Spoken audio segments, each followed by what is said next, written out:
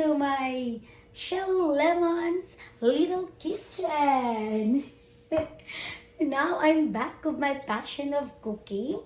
I'm so excited that I'm going to cook again.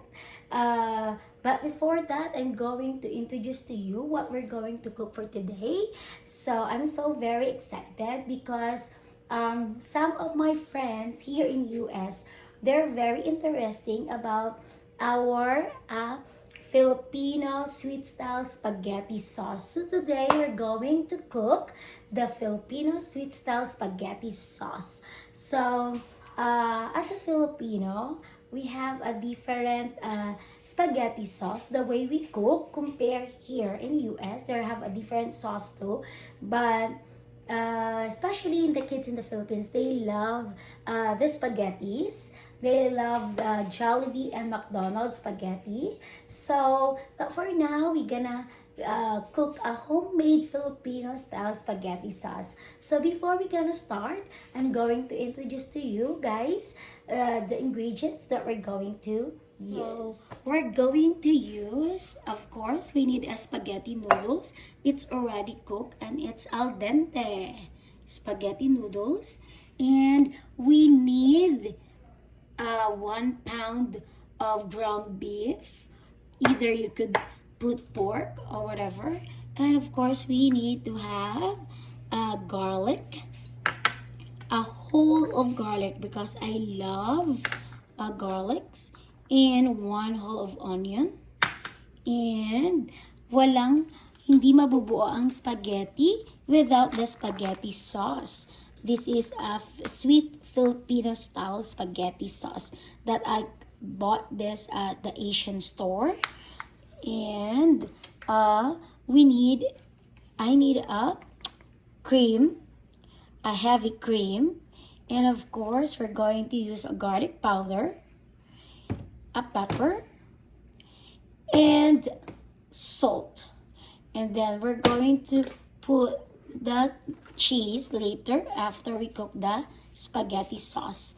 And of course, I don't want gonna use oil or you could use butter of anything, but I love to use again a coconut oil. There you go, guys. So let's start, and I'm gonna show it to you how to cook the spaghetti sweet-style Filipino sauce. Let's start cooking of our spaghetti sweet-style. So we're gonna put like a 2 tablespoons of coconut oil. I love coconut oil. Every time I cook, I use coconut oil. The smell of the coconut oil, it's very yummy. There you go. And then, of course, painitin muna natin the oil. And I guess it's already hot kasi my pan it's too hot. And then let's saute the garlic. Saute the garlic.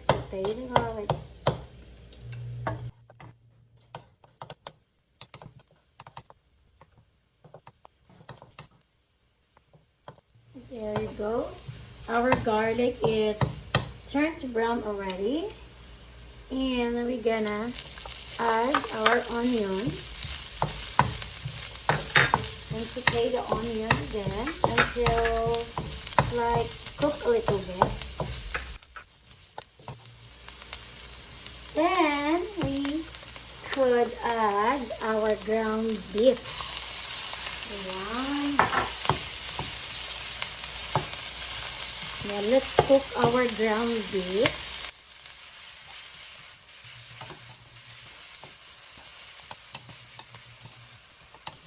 And we'll saute our beef. We're going to put salt, pepper, and garlic powder.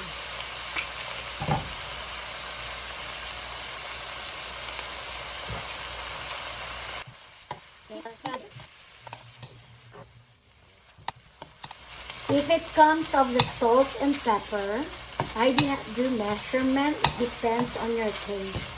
So, kayo guys ang magtatansya ng salt and pepper sa food nyo.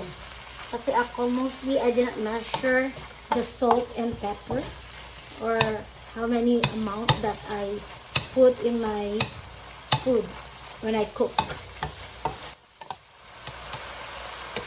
Ayan.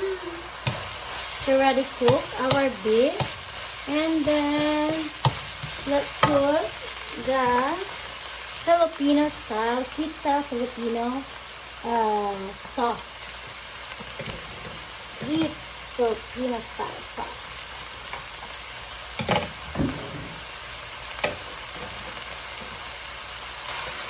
There we go. Ayan, nagyan natin ng konting water to. Yung container. Kasi pwede pa to. Mayroon pa siyang sauce sa loob na pwede natin ilagay. There we go.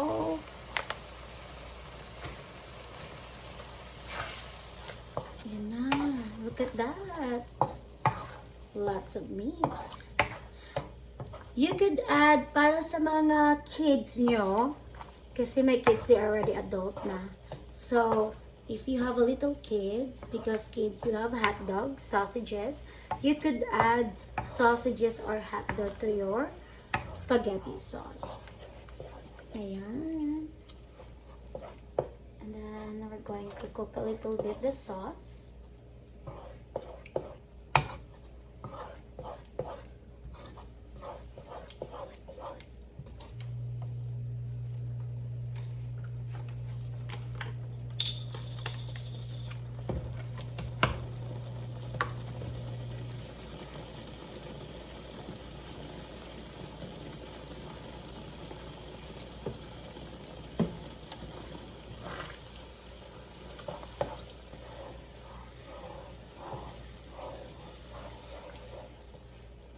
And then we're going to put our heavy cream in 1 cup. A cup of heavy cream. There you go. Ayan. I'm so excited. Ayan, diba? Creamy siya. And then, I did not introduce yet, or earlier, to our ingredients. So you could add 1 tablespoon of a brown sugar. But the sauce is already sweet. But my kids love more sweeter than that sauce that we have. Konti lang. Either you could put a little or a teaspoon, whatever that your taste. Kung ano yung sa panglasa nyo. See that? And then, palulutuin lang natin. And that's already done. And it's ready to serve. There you go, guys. It's already done. So, tikman natin what it tastes like. Then, it's done. Tikman natin, guys, the spaghetti sauce. The Filipino Sweet-style spaghetti sauce. Sarap. Sarap na medyo maasim. Tastes good. Talagang magugustuhan ng anak nyo. Your kids gonna love this. Even the adult. So, let's try with the noodles.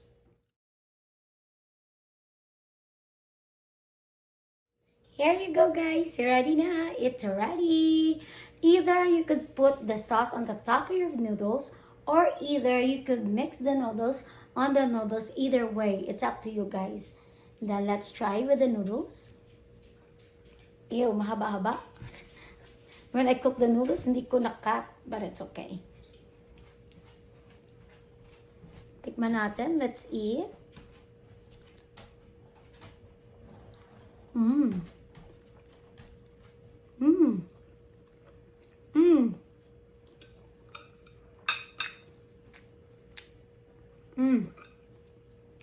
Perfect. Tastes good. There you go, guys. If you like the way I cook the Filipino style the Filipino Sweet-style spaghetti sauce. Please don't forget to like and subscribe to my channel, to Shallow Lemon. Thank you so much for watching. Bye! Kain tayo? I'm hungry. It's already late. It's already dinner time. It's 7:15. So let's eat. Kain tayo.